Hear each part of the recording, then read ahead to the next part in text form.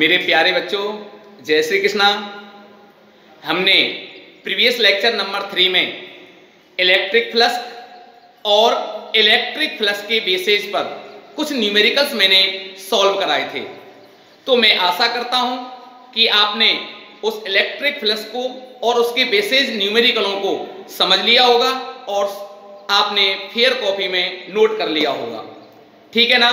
तो आज हम लेक्चर नंबर 3 की बात करने वाले हैं और लेक्चर नंबर 3 में एक बेहद आसान है लेकिन इतना इंपॉर्टेंट नहीं है।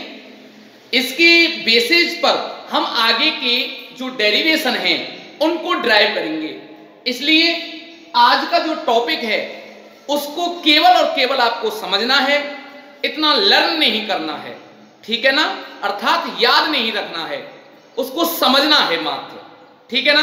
तो आज हम पढ़ने वाले हैं बेहद आसान टॉपिक, सतत आवेश वितरण, कंटिन्यू चार्ज डिस्ट्रीब्यूशन वितरण। देखो, इसका आप एक शाब्दिक अर्थ समझें, सतत। वास्तविकता में देखें आप, ये हिंदी वर्ड है, हिंदी लैंग्वेज में आप इसको समझें सतत। ये दो शब्द होते हैं, देखो, एक तो होता है सतत और एक होता है असतत। इनको समझो, ठीक है ना? बहुत अच्छा समझ में आएगा। असतत, और असतत का दूसरा नाम होता है विभक्त। आप ऐसे भी कह सकते हो, राइट? और दूसरा नाम मैंने लिख लिया सतत। ठीक, इसको कैसे समझें आप और इसको कैसे समझें, जरा ध्यान रखना। मैंने एक बाल्टी पानी से भरी हुई है, उसमें मैंने हाथ में कुछ पानी लेकर के और इस पर मैंने अपनी कॉफी ले लो या व्हाइट बोर्ड ले लो, मैंने इस पर छींटा कर दिए, छींटा मार दिए पानी के। तो वो पानी की बूंदें ऐसे फैल जाएंगी इस पर। इस प्रकार से वो पानी की बूंदें फैल जाती हैं। ठीक है ना? ये समझ में आ गया होगा आपको। अब मैं उसी पानी से इस पर मैं पोंछा लगा देता हूं। क्या लगा देता हूं? पानी से पोंछा लगा देता हूं। देखो, ये मैंने पानी से पोंछा लगा दिया। जरा आप इसको समझें, मैं क्या कहना चाह रहा हूं। इसमें, इस वितरण में पानी की बूंदों की काउंटिंग कर सकते हो आप, पानी की बूंदों का अध्ययन कर सकते हो आसानी से। आसानी से हम अध्ययन कर सकते हैं। क्या इसमें पानी की बूंदों का अध्ययन कर सकते हो? आप नहीं कर पाते हो। तो जहां हम कोई भी कण है, कोई भी पार्टिकल है, उसको अपन गिन पा रहे हैं, समझ पा रहे हैं, तो ये मान लेना वो असतत वितरण है। और जहां हम उस काउंटिंग को नहीं काउंट कर पा रहे हैं, ये मान लेना वो सतत वितरण है। ठीक है ना? जरा और देखिए इसका दूसरा एग्जांपल। एक प्याली ली मैंने और इस प्याली में मैंने लोहे की छोटी छोटी गोलियां इसमें भर दी। तो उन गोलियों को मैं किस प्रकार से रखूंगा इसके ऊपर? इस प्रकार से, ऐसे आएंगी जैसे मैं ऊपर से डालूंगा उनको। ठीक है ना? क्या मैं इसकी काउंटिंग को कर पाऊंगा? बिल्कुल कर पाऊंगा। इसलिए यह वितरण कौन सा होगा? असतत। असतत। ठीक है ना? और अब मैंने उसी प्याली में उन गोलियों को मैंने पिघलाया और पिघला करके मैंने इसमें भर दिया। तो ये पिघला हुआ लोहा बन गया और उसका इस प्रकार से इसमें पिघला हुआ लोहा भर दिया और ये भर चुका है। क्या मैं उन गोलियों की काउंटिंग को इसमें कर पाऊंगा? नहीं कर पाऊंगा। इसलिए ये वितरण कौन सा होगा? सतत। ठीक है ना? तो इन बातों को आप समझ गए होंगे। एक बार और देखें।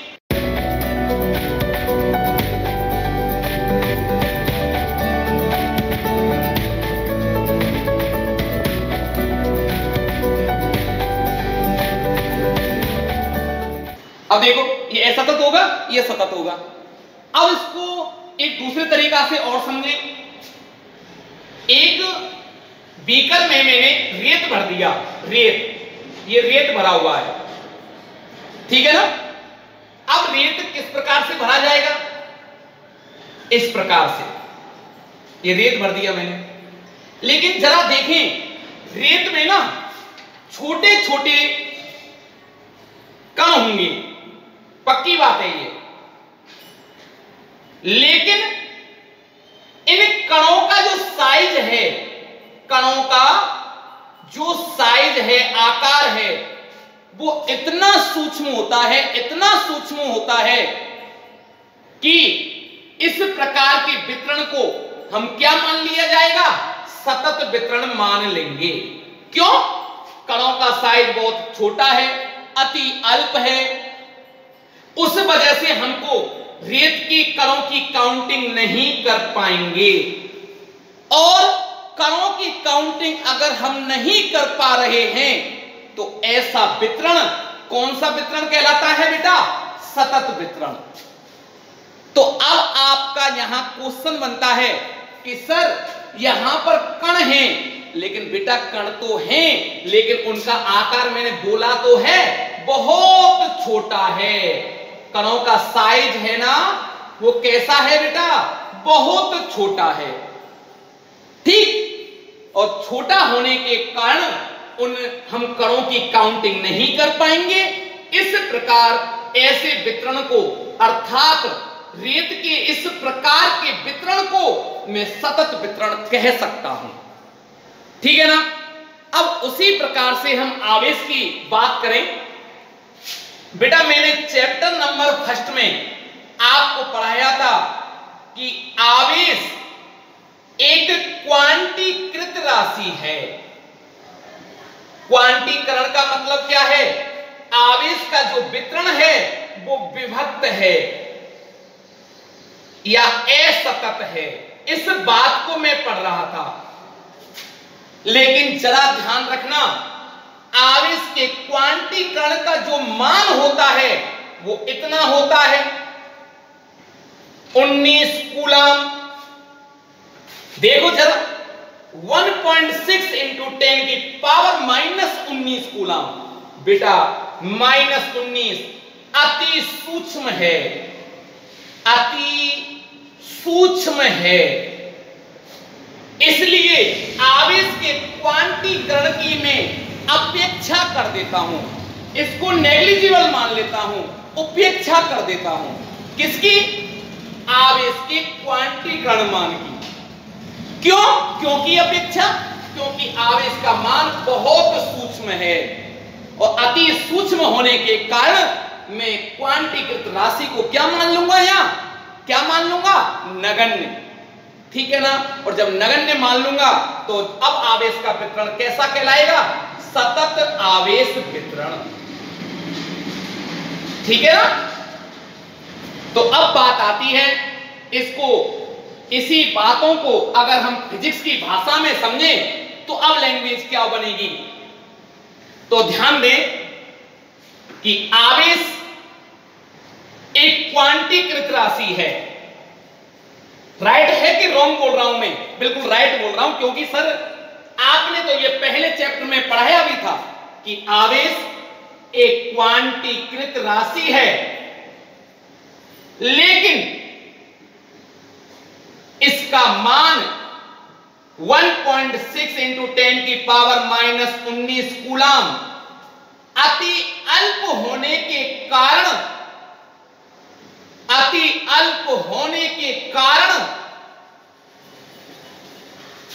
इसकी क्वांटीकृत राशि की उपेक्षा की जा सकती है। इस कंडीशन में हम क्या कर देते हैं बेटा? बहुत छोटा मान लेते हैं, तो इसकी मैं उपेक्षा करके इस राशि को मैं छोड़ दिया जाता है। तो ऐसी स्थिति में जब किसी वस्तु पर मैं आवेश का वितरण करूंगा तो वह वितरण कौन सा वितरण कहलाएगा बेटा? सतत आवेश वितरण, राइट। ये आपको लैंग्वेज लिखनी है, ठीक है ना बेटा। अब देखो, सतत आवेश वितरण तीन प्रकार का होता है। किस प्रकार से करते हैं? एक तो 1D में देखें, एक विमीय, ठीक है ना, एक 2D में देखें, द्विविमीय वितरण, और एक होता है त्रिविमीय वितरण 3D में। तो जरा थोड़ा ध्यान रखें, 1D में हम बात करें तो आवेश का वितरण जब किसी तार पर हो, तार की लंबाई काफी हो, उसकी मोटाई अति सूक्ष्म हो, ठीक है ना, ऐसे वितरण कहलाएगा रेखीय आवेश वितरण।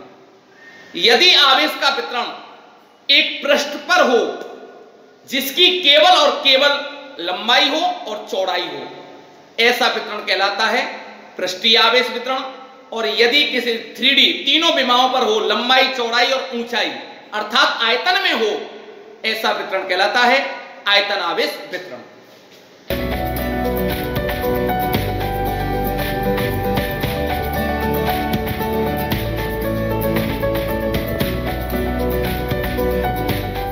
तो एक एक वितरण को जरा हम ध्यान से समझें। नंबर 1, रेखीय आवेश वितरण। ठीक है, बहुत अच्छा टॉपिक है। रेखीय का मतलब है केवल और केवल ऐसा वितरण होता है केवल 1D में। 1D में पढ़ेंगे अपन इसको। एक विमीय वितरण। एक विमीय का मतलब है आवेश केवल एक विमा पर वितरित होगा, या तो लंबाई लंबाई पर, ठीक है ना, या चौड़ाई चौड़ाई पर, या ऊंचाई ऊंचाई पर। क्लियर? अब देखो, एक तार दे रखा है, बहुत पतला तार है, ठीक है ना, हमको इसकी लंबाई मालूम है, इसकी लेंथ है L, इसको मैंने आवेश दिया तो वो आवेश इस तार पर एक समान रूप से वितरित हो जाता है। क्यों होता है जरा ध्यान रखें, क्योंकि इसकी मोटाई बिल्कुल नहीं है, केवल और केवल इसकी क्या है, लेंथ है। इस पर कुल टोटल आवेश मान लिया मैंने Q, ठीक है ना। तो देखो, रेखीय आवेश वितरण की आप डेफिनेशन समझो पहले। कैसे कहेंगे बताओ? जब आवेश किसी लंबाई के अनुदिश एक समान रूप से वितरित हो, लंबाई के अनुदिश एक समान रूप से वितरित हो, तो ऐसा वितरण रेखीय आवेश वितरण कहलाता है। ठीक है ना, क्लियर? अब बेटा देखें, ये हमने डेफिनेशन लिख दी।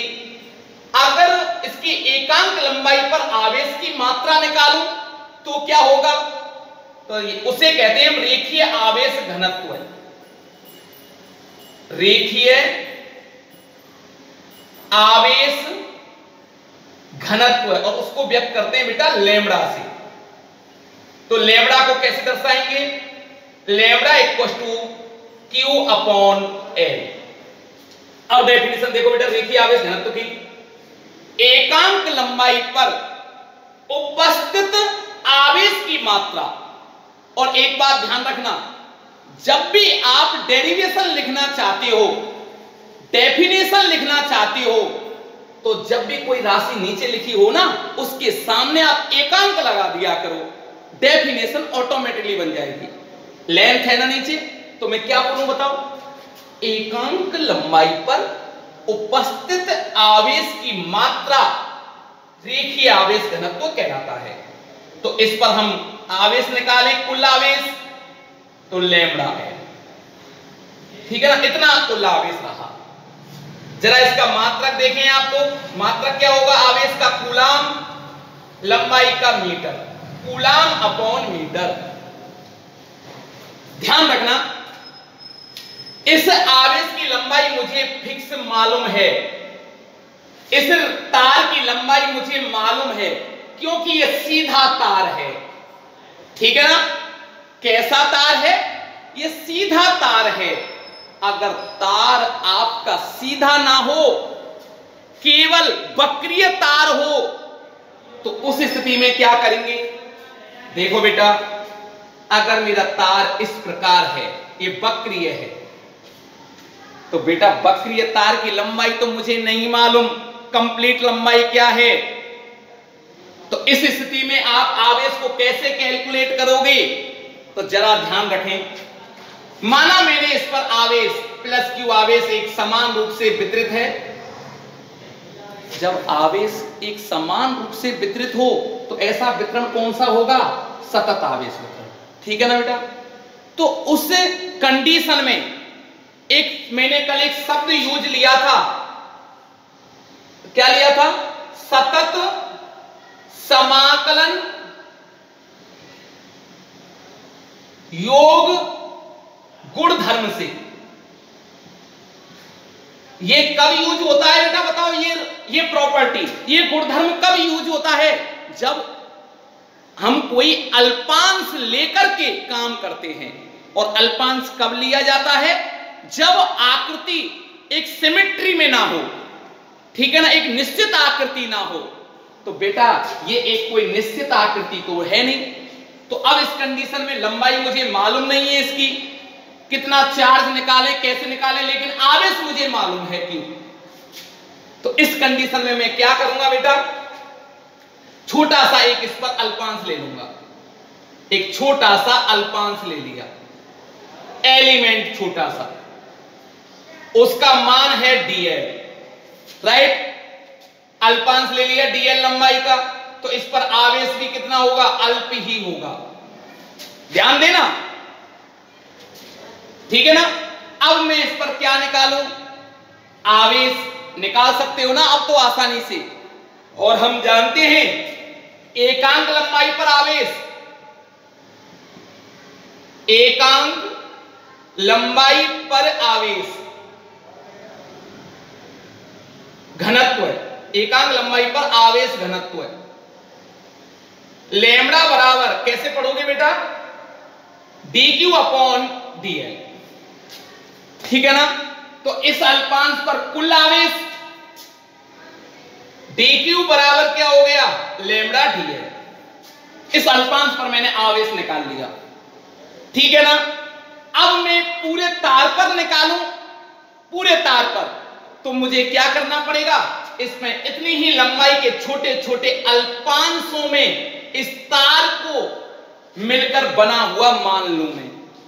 अर्थात मैं ये मान लूं कि इतनी लंबाई के इसमें काफी सारे टुकड़े हैं और इन टुकड़ों को मैं मिला दूं तो मुझे ये तार मिल जाएगा पूरा का पूरा। ठीक, क्लियर? तो देखो बेटा, उसे कहते हैं तार को मिला दें तो जो प्रॉपर्टी होती है उसे कहते हैं सतत समाकलन योग गुणधर्म से। तो उस कंडीशन में पूरा आवेश निकालो तो Q इंटीग्रेशन कर दिया जाएगा और ये आ गया dt, ठीक है ना, कुल आवेश। तो Q इक्वल टू हो गया, इसकी वैल्यू रख दें लैम्ब्डा dl। क्लियर बेटा? कोई डाउट वाली बात नहीं है। तो अगर एक सिमेट्री है तार की तो ये सूत्र आ गया आवेश का।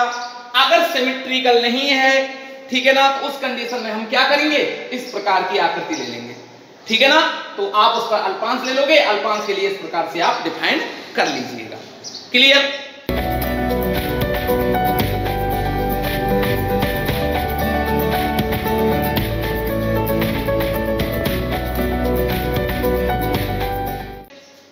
अब देखो इसका एग्जांपल, अगर मैं इस तार को, जो हमारे फिजिक्स में कैसे यूज होगा, कहां यूज होगा, इस तार को मैंने पकड़ा, पहला सिरा और अंतिम सिरा दोनों पकड़ करके मैंने क्या किया?